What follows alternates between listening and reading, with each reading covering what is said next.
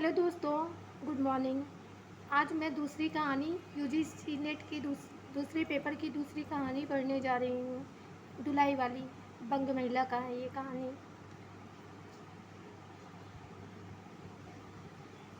काशी जी के 10 अश्वमेध घाट पर स्नान करके एक मनुष्य बड़ी व्यग्रता के साथ गोदावलियों की तरफ से आ रहा था।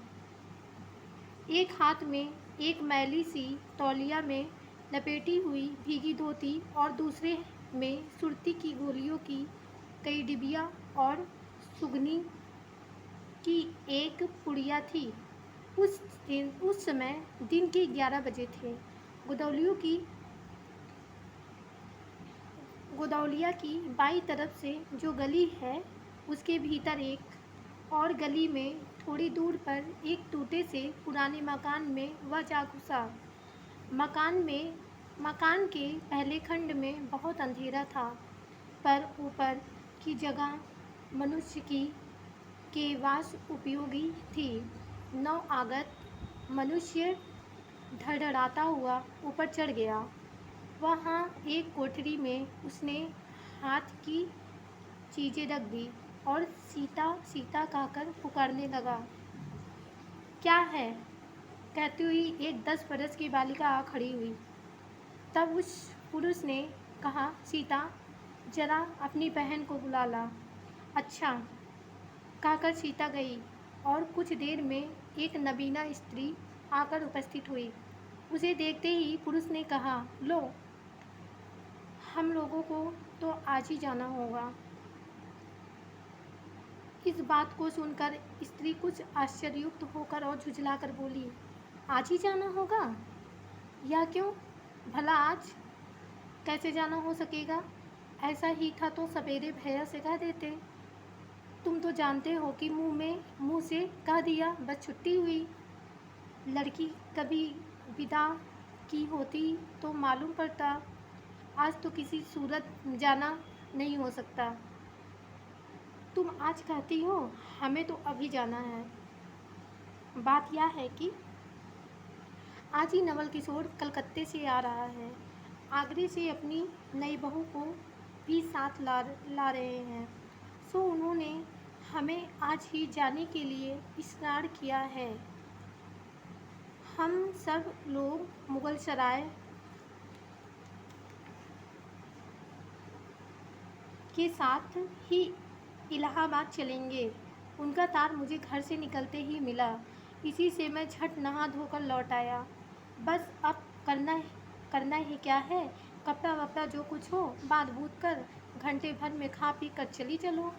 जब हम तुम्हें विदा कराने आए ही हैं, तब कल के बदले आज ही सही। हाँ, यह बात है, नवल जो चाहे करावे।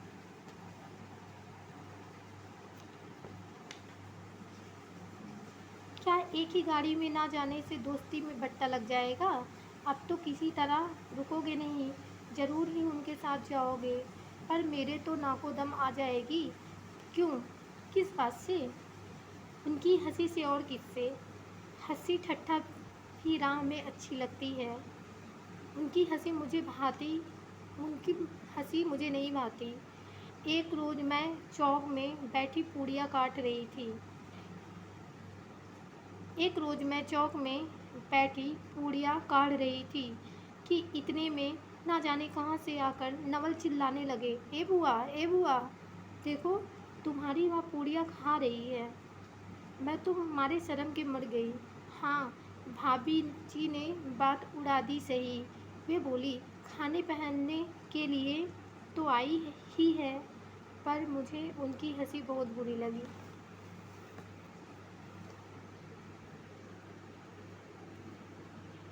इतना कहकर बंसीधर कोठरी के बाहर चले आए और बोले, मैं तुम्हारे भैया के पास जाता हूँ, तुम रो रुलाकर तैयार हो जाना। इतना सुनते ही जानकी देई की आंखें भर आई और आषाढ़ सावन की ऐसी छड़ी लग गई।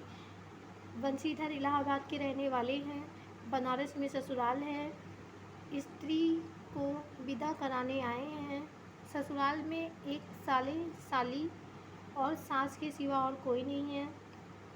नवल किशोर इनके दूर के में ममेरे भाई हैं और दोनों में मित्रता का ख्याल अधिक है। दोनों में गहरी मित्रता है, दोनों एक जान दो कालिब हैं। उसी दिन बंशीधर का जान स्थिर हो गया। सीता बहन के संग जाने के लिए रोने लगी। माँ रोती धोती लड़की की विदा की सामग्री इकट्ठी करने लगी। जानकी देवी भी रोती ही रोती तैयार होने लगी। कोई चीज़ भूलने पर धीमी आवाज़ से माँ को याद भी दिलाती गई। 1 बजने पर स्टेशन जाने का समय आया। अब गाड़ी का इक्का लाने कौन जाए। ससुराल वालों की अवस्था जब अब आगे की सी नहीं कि 2-4 नौकर चाकर हर समय बने रहें। सीता के बाप के ना रहने से काम बिगड़ गया है। पैसे वाले के यहाँ नौकर चाकरों की सिवा और भी 2-4 खुशामदी घेरे रहते हैं।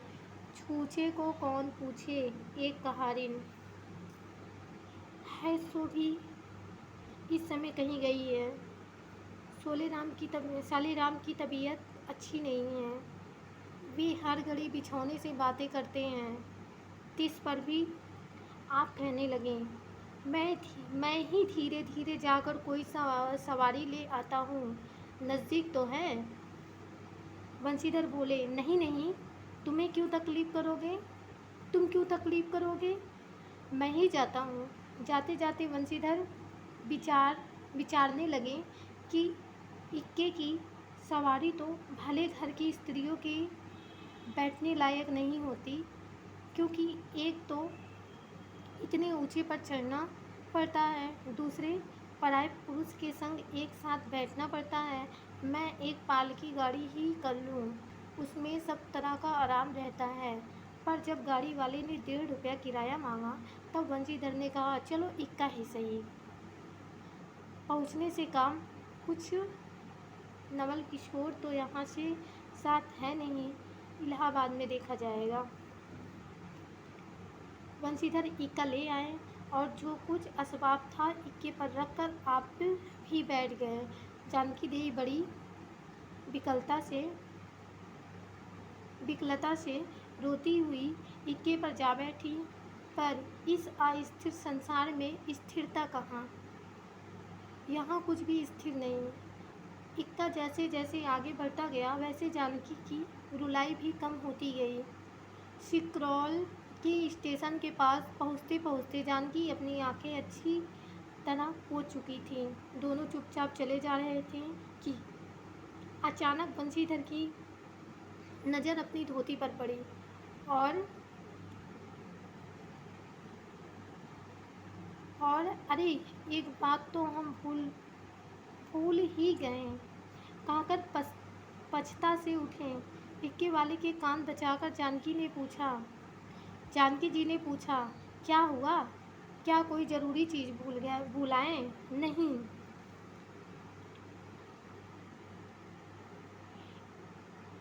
नहीं, एक देसी धोती पहन कर आना था, सो भूलकर विलायती ही पहन आए। नवल कट्टर स्वदेशी हुए हैं ना, वे बंगालियों से भी बढ़ गए हैं। देखेंगे तो 2-4 सुनाए बिना ना रहेंगे। और बात भी ठीक है, नाहक विलायती चीज़ें मोल लेकर क्यों रुपए की बर्बादी की जाए। देसी लेने से भी दाम लगेगा सही, पर रहेगा तो देश ही में। जानकी जरा भौहें टेढ़ी करके बोली, ओह, धोती तो धोती, पहनने से काम, क्या यह बुरी है?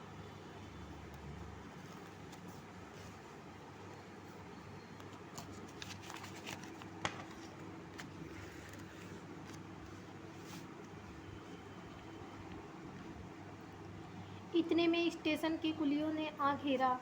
बंशीधर एक कुली करके चले। इतने में इक्के वाले ने कहा, इधर से टिकट लेते जाइए, पुल के उस पार तो देवड़े दर्जे का टिकट मिलता है। बंशीधर फिरकर बोले, अगर मैं देवड़े दर्जे का ही टिकट लूँ तो? इक्के वाला चुप हो रहा। इक्के की सवारी देखकर इसने ऐसा कहा। यह कहते हुए बंशीधर आगे बढ़ गए। यथा समय रेल पर बैठकर बंशीधर राजघाट पर पार करके मुगल सराय पहुँचे। वहाँ पुल लाग कर दूसरे प्लेटफॉर्म पर जा बैठे। आप नवल से मिलने की खुशी में प्लेटफॉर्म के इस छोर से उस छोर तक टहलते रहें। देखते देखते गाड़ी का धुआं दिखलाई पड़ा। मुसाफिर अपनी अपनी गठरी संभालने लगे। रेल देवी भी अपनी चाल धीमी करती हुई गंभीरता से आ खड़ी हुई। बंशीधर एक बार चलती गाड़ी ही में शुरू से आखिर तक देख गए, पर नवल का कहीं पता नहीं। बंशीधर फिर सब गाड़ियों को ठहरा गए। भीतर घुस कर एक एक डिब्बे को देखा, किंतु नवल ना मिले। अंत को आप खिजला उठे और सोचने लगे कि मुझे तो वैसी चिट्ठी लिखी और आप ना आया, मुझे अच्छा उल्लू बनाया। अच्छा, जाएंगे कहाँ? भेंट होने पर समझ लूँगा। सबसे अधिक सोच तो इस बात का है कि जानकी सुनेगी तो ताने पर ताना मारेगी, पर अब सोचने का समय नहीं। रेल की बाट ठहरी। बंशीधर झट गए और जानकी को लाकर जनानी गाड़ी में बिठाया। वह पूछने लगी, नवल की बहू कहाँ है? वह नहीं आई। कोई अटकाव हो गया कहकर आप बगल वाले कमरे में जा बैठे। टिकट तो द्योड़े का था, पर द्योड़े दर्जे का कमरा कलकत्ते से आने वाले मुसाफिरों से भरा था, इसलिए तीसरे दर्जे में बैठना पड़ा। जिस गाड़ी में बंशीधर बैठे थे उसके सब कमरों में मिलाकर कल 10-12 ही स्त्री पुरुष थे। कुल 10-12 स्त्री पुरुष थे। समय पर गाड़ी छूटी।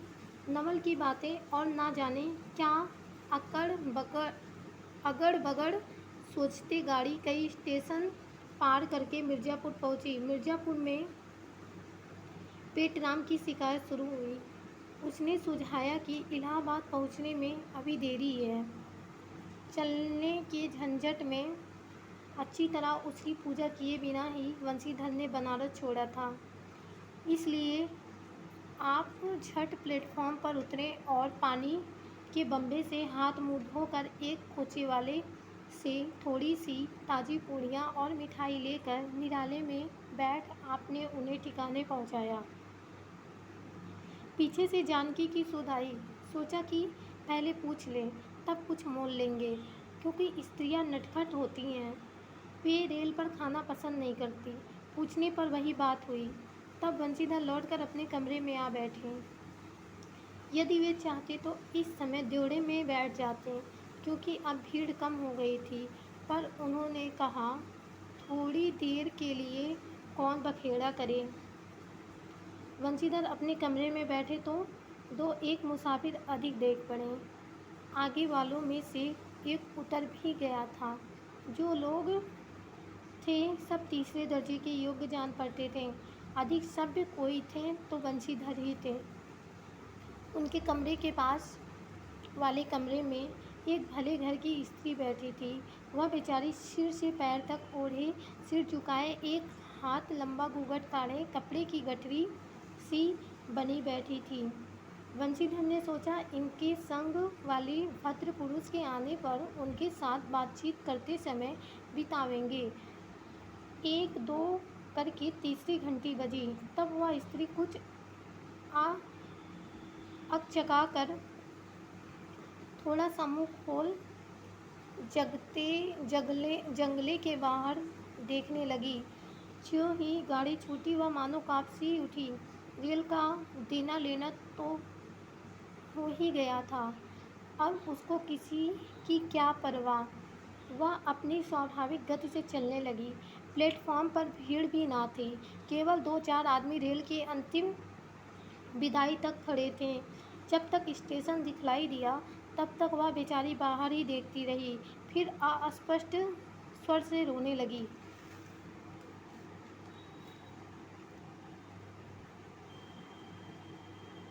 उस कमरे में 3-4 प्रौढ़ा ग्रामीण स्त्रियां भी थीं। एक जो उसके पास ही थी कहने लगी, अरे इनकर मनई तो नाही आइलेन हो, देखो रोवल करत हईन। दूसरी, अरे दूसर गाड़ी में बैठे हुई हैं। पहली, दुर्भवरोही, इतनी जनानी गाड़ी थेड़े है। दूसरी, तो हो भालू तो कहूँ। कहकर दूसरी भद्र महिला से पूछने लगी, कौन गांव उतरबू बेटा? मिर्जापुरा चढ़ी हऊ ना? इसके जवाब में उसने जो कहा सो वह ना सुन सकी। तब पहली बोली, हट हम पुछिला ना, हम कहाँ कहाँ उतरबू हो? आए इलाहाबाद। दूसरी, इलाहाबाद कौन गांव हो भैया? पहली, अरे नहीं जाने लू, नहीं, अरे नहीं जान लू, प्रयाग जी, जहाँ मनई मकर नहाए जाला।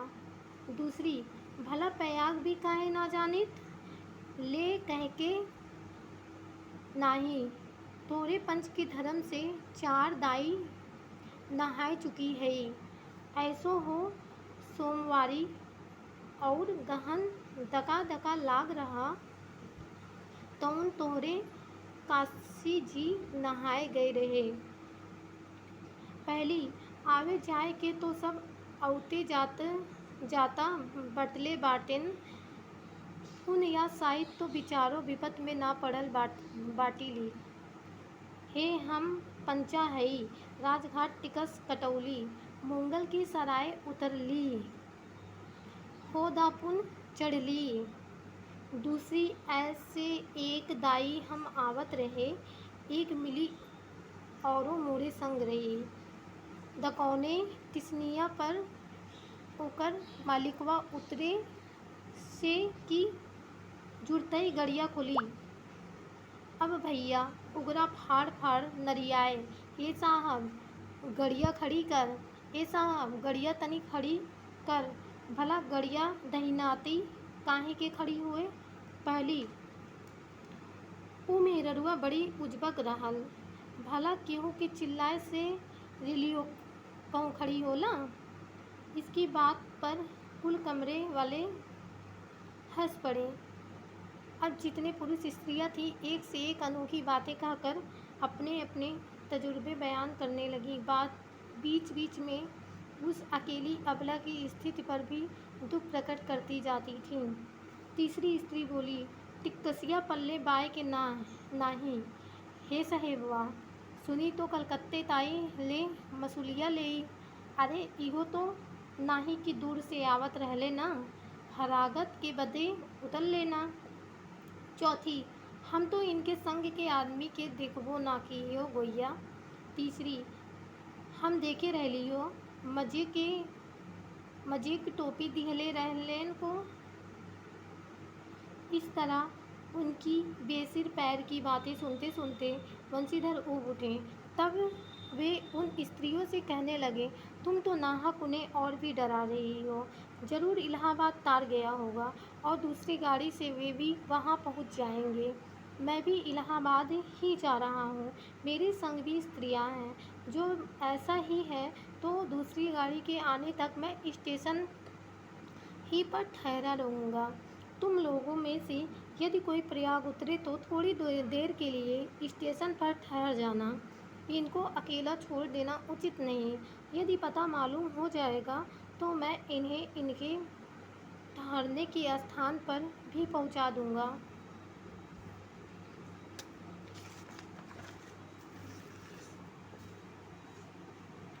बंशीधर की इन बातों से उन स्त्रियों की वाग्धारा दूसरी ओर बह चली। हाँ, यह बात तो आप भली कहीं। नाही भैया, हम पंचे कही के केहू से कुछ कही।